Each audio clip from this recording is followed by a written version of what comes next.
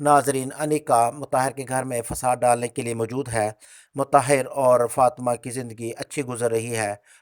یہ نہیں چاہتی کہ مطاہر فاطمہ سے محبت کرے، وہ یہی چاہتی ہے کہ مطاہر اب میری طرف متوجہ ہو جائے۔ لیکن مطاہر کو وہ تمام پچھلی باتیں یاد آتی ہیں جو انیکا نے اس کے ساتھ کی تھی۔ اسی دوران مطاہر کہتا ہے کہ ہم آؤٹنگ پہ چلتے ہیں، لیکن پہلے فاطمہ میرے ساتھ جائے گی۔ انیکا کب یہ برداشت کرے گی کہ ایسا ہو؟ وہ اپنی پھپھو سے کہتی ہے کہ آپ کی طبیعت خراب ہے، اس کے باوجود فاطمہ آؤٹنگ پہ جانا چاہ رہی ہے، تو کیا ایسا ممکن ہے؟ کسی گھر کے اندر اس طرح کی مائیں بھی ہوتی ہیں جو اپنی بہو کو چھوڑ کے غیروں کا ساتھ دیتی ہیں۔ سائمہ بھی ان عورتوں میں ہے جس کو یہ سمجھ نہیں ہے کہ اس کی بہو فاطمہ ہے یا کہ انیکا۔ وہ انیکا کا ساتھ دیتی ہے، نہ کہ فاطمہ کا۔ وہ فاطمہ کو بلاتی ہے اور اسے کہتی ہے کہ میری جگہ اگر تمہاری سگی ماں ہوتی تو کیا تم مجھ کو چھوڑ کے چلی جاتی؟ فاطمہ کہتی پھپھو ایسی کوئی بات نہیں ہے۔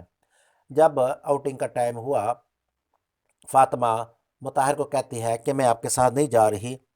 مطاہر کہتا ہے کیوں؟ کہتے پھپھو کی طبیعت ٹھیک نہیں ہے، جس پر مطاہر اسے کہتا ہے کہ وہ تو بالکل ٹھیک ہے، تمہارا خود دل نہیں کر رہا کہ میرے ساتھ چلے، میری ہر خوشی کے اندر تم نے رکاوٹ ڈالی ہے۔ جس پر فاطمہ کہتی ہے ایسی کوئی بات نہیں ہے، حالانکہ یہ سب کیا دھرا انیکا کا ہوتا ہے۔ بہر صورت مطاہر اور انیکا آؤٹنگ پہ چلے جاتے ہیں۔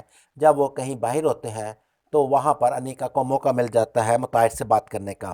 وہ مطاہر سے کہتی ہے کہ میں دیکھ رہی ہوں کہ تمہاری آنکھوں میں ابھی وہی چمک ہے جو پہلے تھی، تو میرا خیال ہے کہ تمہارے دل میں اب بھی میرے لیے وہی محبت ہے جو شادی سے پہلے تھی، کیونکہ مرد کبھی بھی اپنی پہلی محبت کو نہیں بول سکتا۔